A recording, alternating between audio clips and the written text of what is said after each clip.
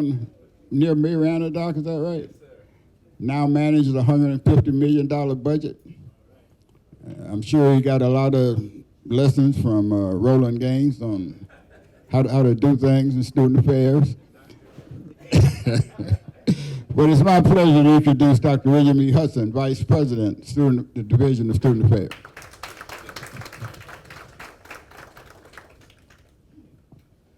Well, good afternoon, everyone.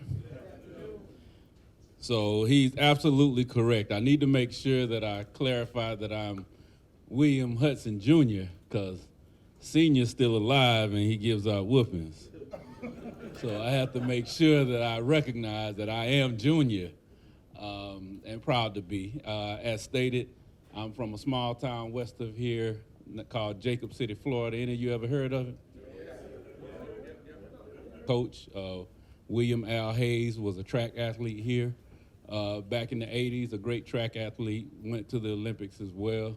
But I actually hadn't even thought about it until he brought me for a visit on campus.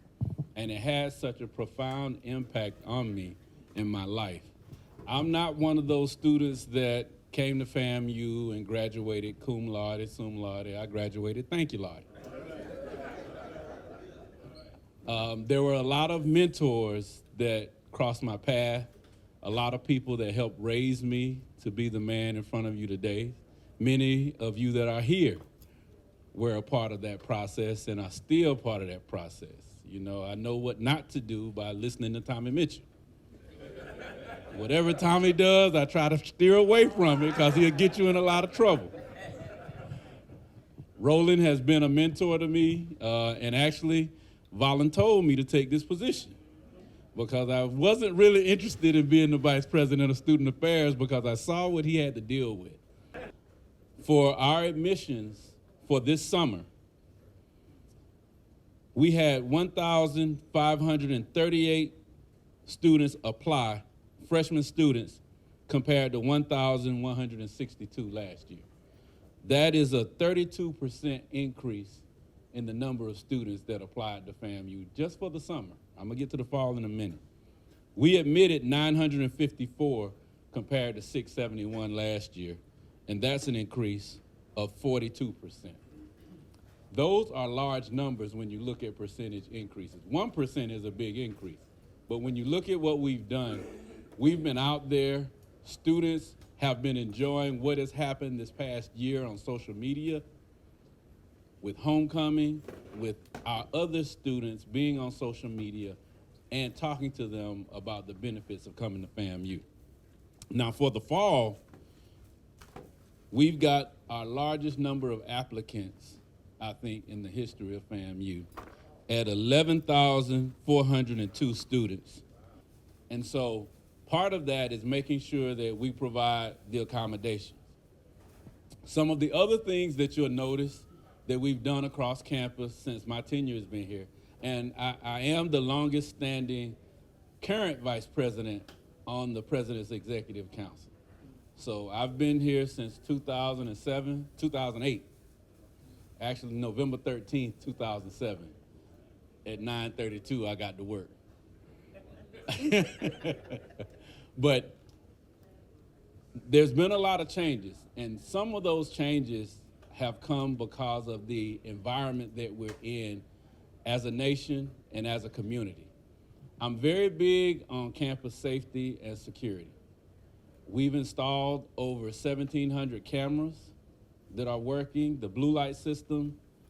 We've put up fencing in strategic areas. You notice that the stadium used to be wide open prior to the fencing, but the stadium was also our highest crime area on campus because people can enter from anywhere instead of having one point of entry and exit in the same fashion. That's why we put the security fencing up. We have someone to come in to actually evaluate our security and to do a security walk with everyone on campus to make sure that we look at lighting, we look at entry, we look at exit. We are a public campus, so we're open to everyone, but we also want to make sure we keep our campus safe. You'll notice that on Wanish Way, we're doing some construction there, We actually have a new emergency management director who works with FEMA and also Homeland Security. And so we had Homeland Security come in and do an evaluation, particularly because of a lot of the threats that HBCUs have gotten this spring about bombs and things of that nature. And so we're installing a security gate for entrance and exit on Wanish Way to control the traffic flow. We've also had several accidents where students have been hit by traffic on that street. And so we want to have more control of it. The gate will be open during the day, but at certain times of night, because that's the entry and exit for people who may want to do harm or when things happen, we can close that gate to make sure that they don't come through that pathway to try to escape or get away. But we also want to control traffic during game days as well to give athletics an opportunity to make the flow of traffic entering the stadium and exiting the stadium much more safer and make the bus routes a lot more convenient for people who are parking at distances and need to catch the bus to get there. So we're trying to do things to improve. We take any recommendations. We don't profess to know everything. We want input. I appreciate the opportunity to be here to talk about what we're doing. Something else that has become more prevalent on campus now is we have a population of students now who are homeless, who are wards of the court, whose parents may be incarcerated, who may be living with their grandparents. And so we have a fund that was named after, and a program that's named after Dorothy Henderson, who was the Dean of General Studies, and we call them Dorothy Henderson Scholars. And so we have approximately between 300 and 400 students that are in that category. And we solicit funds to help those students cover the gap that financial aid, that may not be on scholarship, that may have different issues with making it through every semester. And these are funds that are unrestricted because it allows us to pay for their light bill, to buy groceries. And so when you have other scholarship dollars, it doesn't allow you to spend those funds on those types of items. And so Mr. Mitchell works with me directly in going out and soliciting for those funds.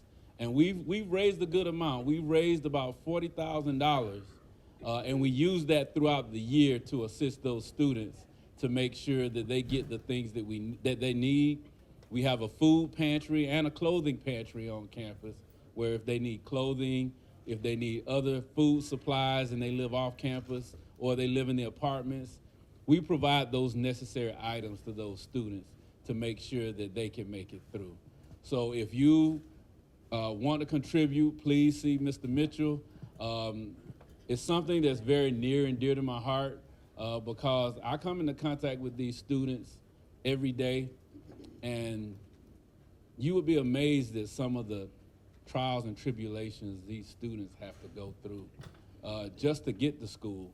And then even some students, even though they have parents, once they turn 18, they consider them adults and don't provide any information or assistance. I even have students whose parents won't complete the FAFSA for them to get financial aid, and they are left without receiving any financial assistance because if you don't complete FAFSA, you can't get any aid. So any type of donation or support that you can give is very much appreciated. We know you support the university, the athletic programs, and we thank you for all the support you give. But that's just one of the items that we continue to face, and we will continue to face, specifically with COVID over the past 2 years. That'll continue to be one of the issues. The other issue before I close that I want to touch on is student mental health. Student mental health students that have mental health issues has increased drastically just over 5 years. counseling centers across the nation, we talk about this, the vice presidents, on how students are interacting with each other after COVID, being able to actually talk with each other because they've been isolated for so long is something that they have to learn. Being back in the classroom, being away from family, it can be stressful. And some students come in with mental health issues. So we have a counseling center where they get free mental health services, but they're so overloaded that we have to make sure that we get these services to students. So we've invested in a telemental health program where students can actually go online and seek help and call to seek help as well. But it's something that's very important that we really want to make sure everyone is aware that that's an issue that will continue to be prevalent in the United States. Just looking at what happened yesterday, which is just a travesty, and last week. This is something that this nation has got to address. We've got to be part of that discussion, and we've got to be part of helping them find a solution so that it doesn't continue. Because it's not a matter of if something's going to happen, it's when. And we're no different than anybody else, and we don't want to be the one to say, you know, I wish it didn't happen here.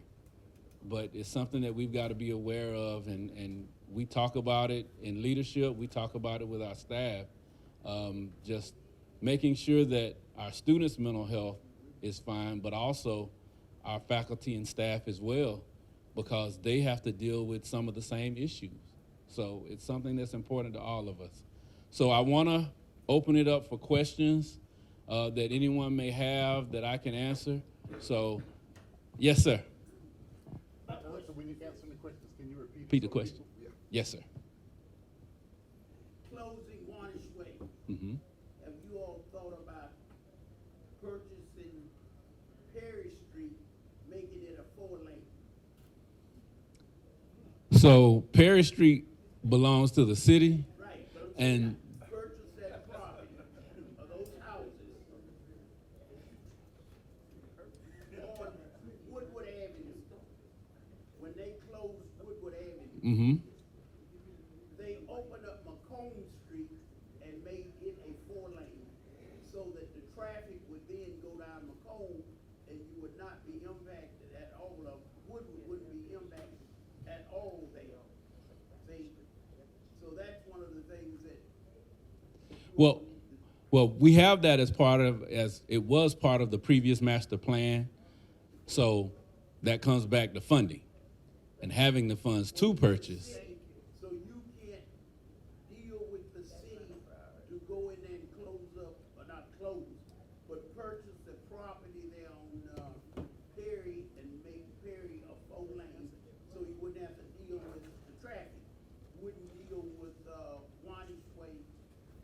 Yeah, and that could be something that can be discussed, but that would be needed to have more discussion with the city to be able to purchase that in Blueprint 2000 to be able to do that. Now, FAMU owns Warnish Way, but we don't own Perry, so that will come with some Blueprint 2000 discussions and purchasing.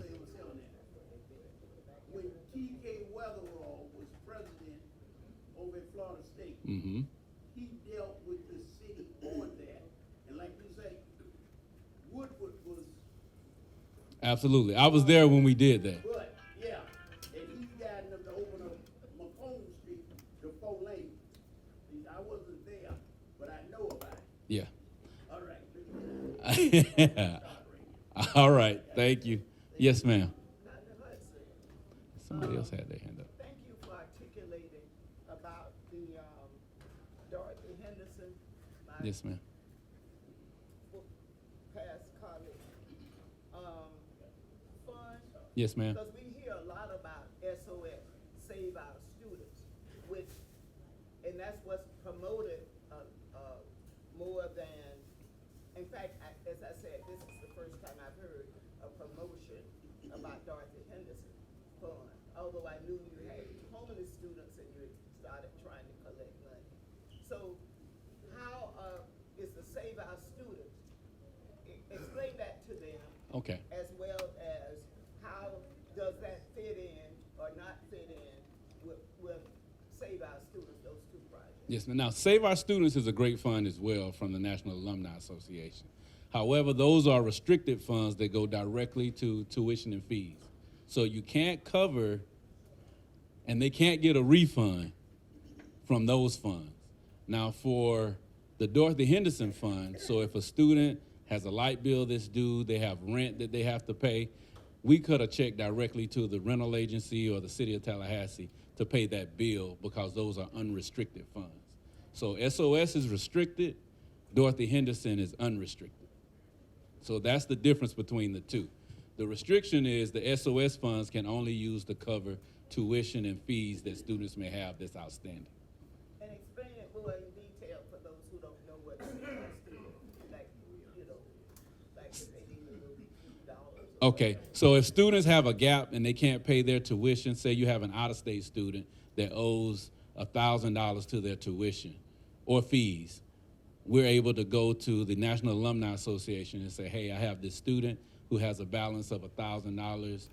Would you review for eligibility for this fund? I'll give them where they're from, their GPA, and their major, and the NAA will say approved, and you may provide those funds.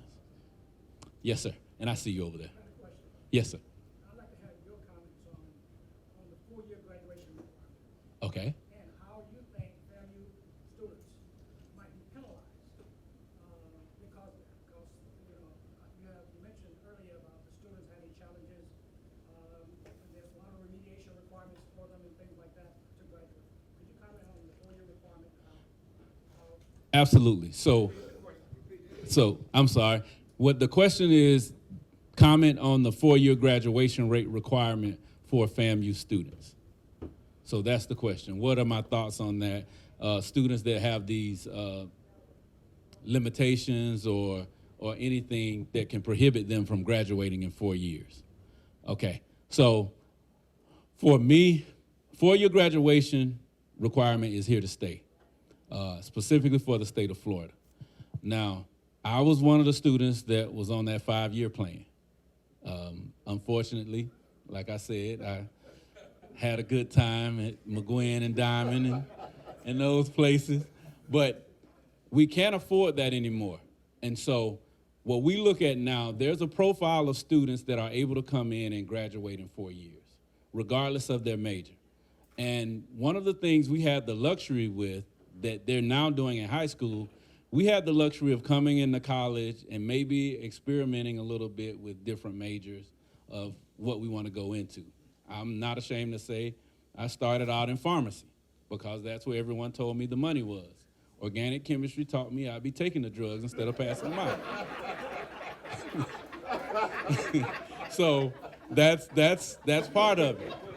But with the performance-based funding, students who come in and we monitor them, we check them for their academic profile to make sure whether or not they're proficient in math. Math is universal, science. Those are things that tell you that students are ready to begin college and be able to graduate in 4 years. Now, with the performance-based funding, you get penalized if students don't graduate in that amount of time.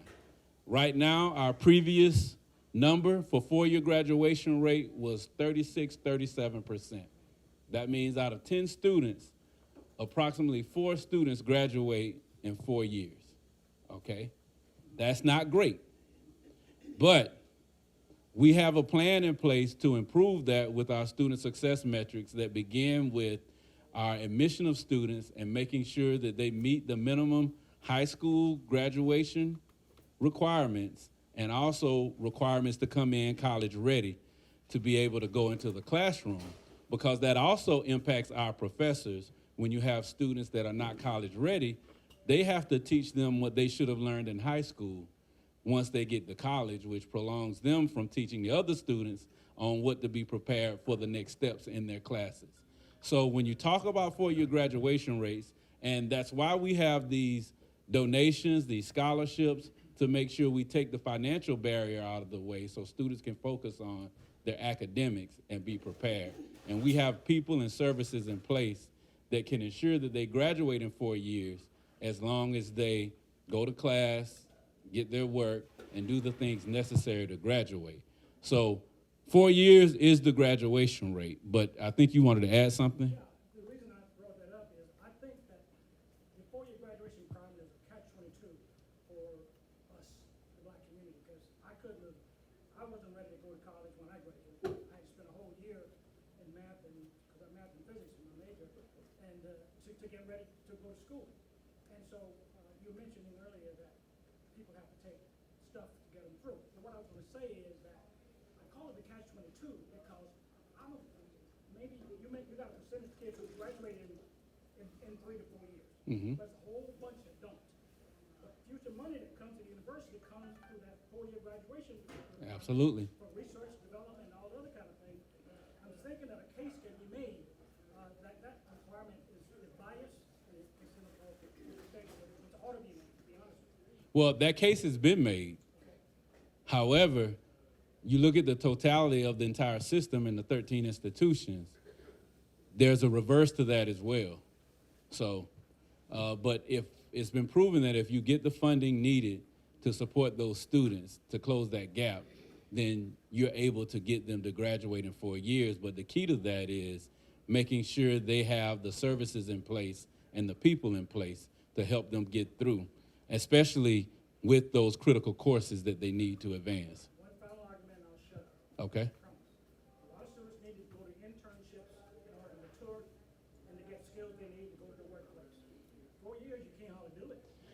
It's in the curriculum for the 4 years now. So they have summers where they can do internship, or they can go during the fall and do the internship as well. Plus, online, specifically what we've learned over COVID is that utilizing online programming, online classes, that also helps with graduation rate and the internships as well. Many companies are doing that, and we have students now that are interning online with those companies presently, even with Amazon. Oh, yeah, I know you were first. Thank you, Dr. Hudson, for seeing this in digital calendar. My question is, what is your enrollment projection for next year? And do you ever think that we'll get back to 12,000 so we can overtake? In A&T. A&T or one of them other? Absolutely. Absolutely. I think I'm looking at our projected enrollment is 9,500 for this year, and we want to increase that as well. However, we need to be strategic on how we increase that. We really need to look at our transfer students and our graduate students and our online programs to be able to increase to 12,000 students. If you look at the larger institutions right now, and even A&T, Howard, Hampton, and some of our sister institutions, they've increased by utilizing graduate studies, bringing in more graduate students who you get more money for when you have more graduate students, but also through transfer and through online programs. But we can get to 12,000. We can actually get up to 15,000 if we do it the right way. Yes, sir. On the helping student program, with food and clothing, I have a friend that lives down near Wildwood, and you're talking about a small town. This little town is called Coleman, about this big. And, she has come up here twice, and I had coordinated this with, Tommy, to bring food, and she's got a load of stuff now, but she's only got a dang, Kia Soul car. So she's waiting to bring that up. My question is this something that you can bring, that she can bring during the summertime? Second part of it is, the clothing, is that something for all new clothes or good used clothes? Good used clothes, and she can bring it over the summertime. And so if you have clothing that you want, we actually do it annually for people to bring up clothing as well. Good used clothes now, because we've opened it up, and you know, people have brought some things that haven't been the most desirable. So we have to make sure that, you know, it's good clothes that, you know, don't have certain things in their pockets and stuff. So make sure we check it. Yes, sir. And good to see you. He getting all my insurance money. That's why he happy to see me. Yes, they are, because they're a PhD. They can get the doctorate degree, so they're excluded. The 5-year MBA is another one that's excluded from that number, and so we have several programs that are like that are PhD programs that they're excluded from. Okay. Yes, sir. I see you. Yeah, concerning, going back to the clothing program, Mm-hmm. who do we need to contact? So Ms. Tanya Tatum in our health center is the contact. But if you reach out to me, I'll be happy to get you in contact with her and let you know. Okay, good. My father, who's deceased now, he had about another 45 suits in great condition, and we haven't done anything with them. And we're looking for something. Absolutely. That'll be a great donation to us. And the other thing that we do too, that I forgot to mention with the clothing and the program, we also, because we have our career fair where we bring in about 500 companies to interview students, and a lot of our students don't have suits. We've partnered with JCPenney to have a FAMU night, and so our students are able to go in there and purchase suits, and we actually provide them gift cards to purchase suits at a discounted rate so that they can be adequately and appropriately dressed when they go on these interviews for these jobs. And so we do it in the fall. And it's actually a FAMU night where any FAMUan can come in and purchase items for between 30 and 70% off. And I actually shop there myself when I go in there, but we do that as well. So I saw another, yes, sir. Yes, I want And I see you too. Get back to admission. Yes, sir. What percentage would you say of out-of-state students are accepted at FAMU? And the second part of my question is students from Florida given priority over admission versus out-of-state tuition? Yes. To answer your last question, in-state tuition is $152 per credit hour. Out-of-state is $550 per credit hour. So approximately 15 to 20% of our student population is out-of-state. And I'll just give you an idea of that tuition. I gave you that number. So for a semester, an out-of-state student for tuition is $8,250. An in-state student, that's for 15 credit hours. In-state student is $2,250, which is really, really good for in-state. That is really, really, really, really inexpensive for tuition for in-state students. Now, what has increased is housing and meal plans. So housing has gone up drastically. You're looking at, and I'm giving a ballpark figure, between $3,500 and $4,000 per semester for housing, and then another $3,000 for a meal plan. So now you see what the expense is and why we say that that's the gap that students have to fill when they have that. Did I answer your question? Yes, Okay. Yes, ma'am. I see you. I'm coming back to you. And I see you too. Yes, ma'am. I have 3 closets with shoes from my mother. My mother deceased, and my mother and I were the same size, 8.5 narrow. They have to be narrow. And a friend of mine told me that I should give them. I said, well, I could, and I don't mind it, but I don't know. Well, going on the campus and stand on the corner and say, y'all want some shoes? I don't know how to do it, but they're welcome. Okay. If I knew how to get the shoes to them, Okay. I would be happy to do that. We'll get it to them because we have a clothing closet where they come in and they. I can bring them to you. Yes, ma'am. I'll get them with the health center. Yes, ma'am. You want to know. I don't want to stand on the corner. with you. We don't want you standing on the corner either. That's why they're still in my closet. Yes, ma'am. But if I bring them to you, Yes, ma'am. I do so. Yes, ma'am. We'll take care of it. Yes, ma'am. My question statement was pretty much on the same line. Uh-huh. I wanted to know if I can get your information because I have clothes in my closet with tags still on them, purses and shoes, and I usually, unfortunately, I save them up. I don't wanna hear about it, but for people that get burnt out or something of this nature, at the end of the year, during the holidays, a lot of people get burnt out, and I usually give stuff like that, and I always just save stuff. So I like to give things to people that I know need them. Yes, ma'am. And not just gonna take it and throw it away or whatever. Yes, ma'am. Some of my clothes still have tags on them. Yes, And ma'am. I would like to get your information after. Absolutely, absolutely. Oh, yes, sir. So, question, strategically speaking, wouldn't it be to our advantage to admit, more out-of-state students, get more money to help to run the university, the student fees? Well, we actually have to pay more money because they don't have enough to cover that gap. So they don't get enough financial aid to cover.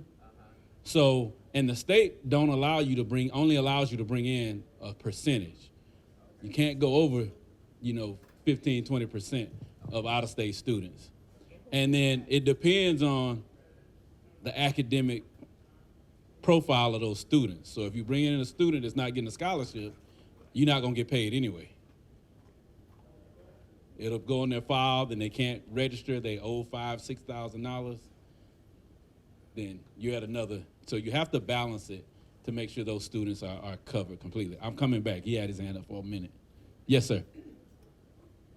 On, out-of-state, kids, do you classify, military, folks, children that maintain their Florida residence, but they live in other states because of the military assignment, as Florida kids or They get in-state. they get in-state? Yes, sir. And right now, the governor just passed a bill last year where we get a certain number of students whose grandparents live in the state of Florida, they're able to get in-state as well. It's a small number, but it makes a difference. And then if you have a parent who, I'll give you an example of a student I know, the mother lives in Atlanta, but the father lives in Jacksonville, the father can be on the student's file as the person of residency because he pays taxes in the state of Florida. So there are ways to do it. And then it's not as easy as it used to be. When we were in school, you could change your residency and then get in-state residency.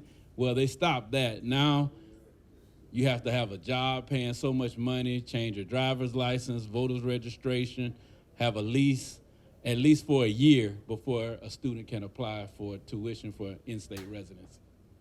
So, all right. Yes, ma'am. Well, my question was about a student waiver. I've looked up quite a bit of it, and I was wondering if any of our athletes, since that's what we're basically concerned with it here, if any of them can have their out-of-state fees waived. Athletics get $1 million in out-of-state waivers. Each school. What each school? Wait, say that again. The athletic program gets $1 million in out-of-state waivers. Yes, ma'am. So they determine who gets the waiver.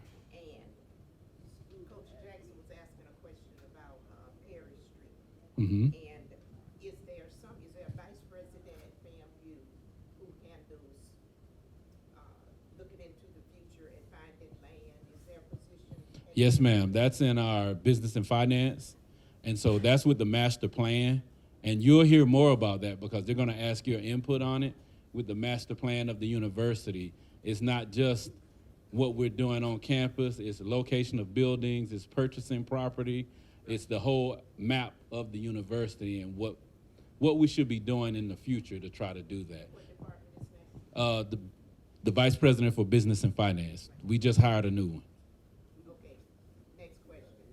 Is there a vice president or somebody at FAMU who is responsible for, and I might need to rephrase this, we're sort of nickeling and diming the same people over and over, Mhm.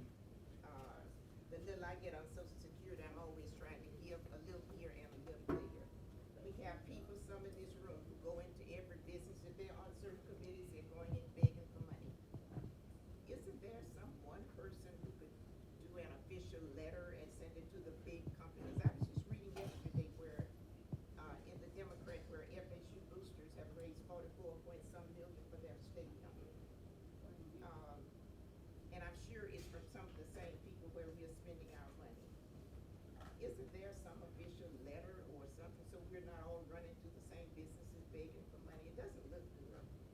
Well, that's the FAMU Foundation, and they actually do that, send letters to those companies and communicate with those companies. So how do we know not to go and to the same people? Do they communicate with anybody?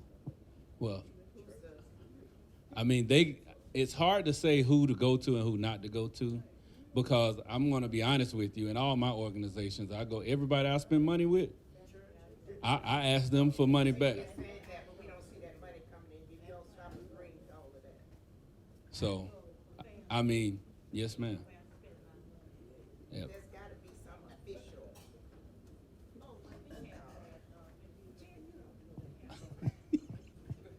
Yes, sir. We still don't get, we don't out of state, for instance, neighboring counties that borders Florida. Can those students qualify for in-state? No. No, but we do provide a number of out-of-state waivers to those students on the borderline from Thomasville, Bainbridge, Dothan, Mobile, working with those alumni associations and those students that apply early. We do provide them with an out-of-state waiver. So, but it's a select number. Yes, yes, sir. Thought we had a reciprocal relationship with the state of Georgia. No, no, sir. We would really love to have, they have the Hope Scholarship in the state of Georgia, sort of like Bright Futures for Florida.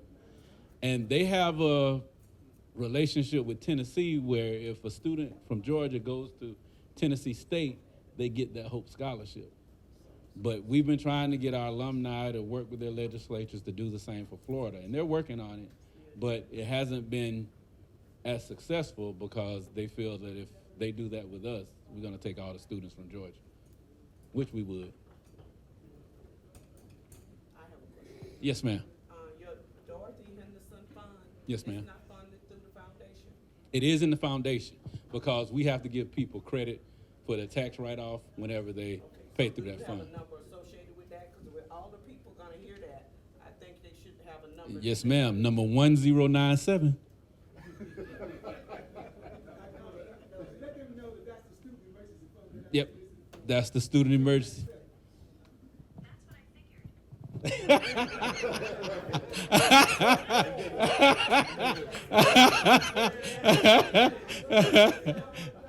Yes, sir. Dr. Hudson, I know we went over this earlier, but if you got 7,000 people applying for 10 families, why are we bringing in so few? Some of them don't.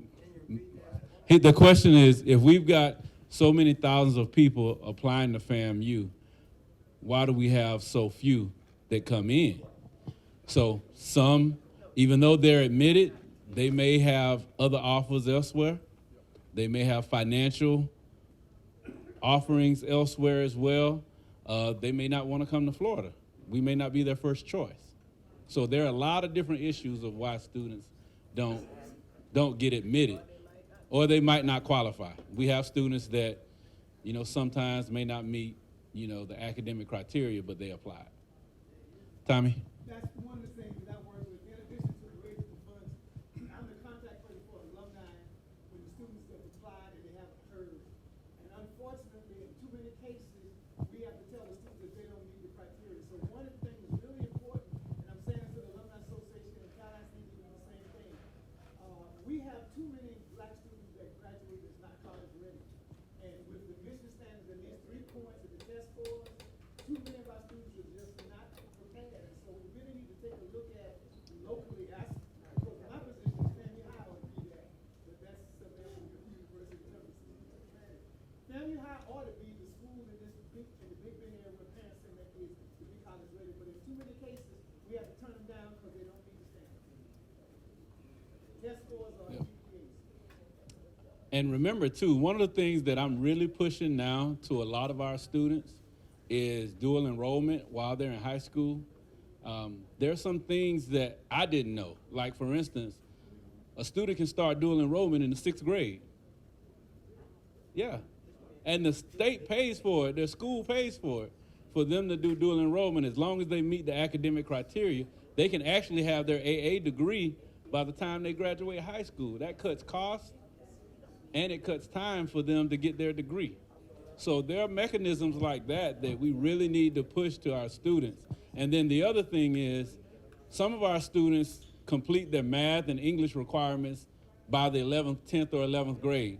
And then they don't take math for 2 years, and we expect them to do well on an SAT or ACT, and they haven't even seen math in 2 years. So that's another part of the issues as well. Yes, sir. I hate to make this argument, but what you just said is catch-22. The parents can prepare their kids for college as well as middle school and high school. But in my community, they don't know. Right. And they don't prepare the kids. So we're stuck. So the guys at the top who are setting this 4-year requirement knows all of that. I think we're in a catch-22. And I think a case can be made to provide some benefits to us because of the situation. I know you said it's been made, but I think there's a problem, to be honest. Anyways. Yep. Yep. All right. Yes, sir. We'll give the Capitol last question. I was just gonna ask, since we focus on athletics with the school, can you talk a little bit about student affairs and how that supports athletics? Oh, that's a great question. So the question was, since you focus on athletics as a group, the relationship between student affairs and athletics. So that's very important because the athletes are student athletes first. And as a former student athlete, student affairs is very important because we provide all the support services even for athletics. Actually, how many in here besides Roland know what the Vice President of Student Affairs does? Run the school, yep. So, y'all gonna get me in trouble.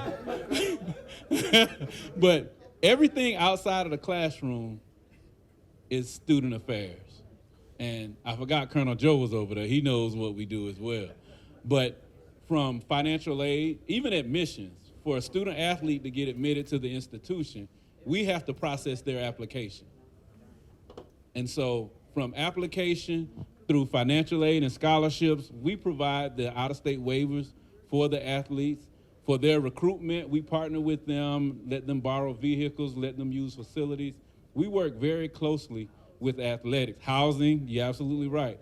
Housing, everything we work together on because they are students first. Even with, and I'll go ahead and say it, the students went in together to redo the softball field.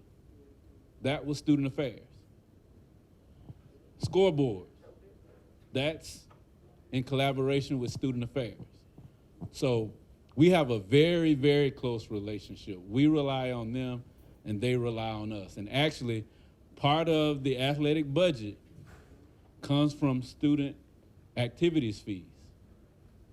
Also, student government also provides additional funding to athletics. They purchase tickets, they go on the road to support. They also provide funding to the band.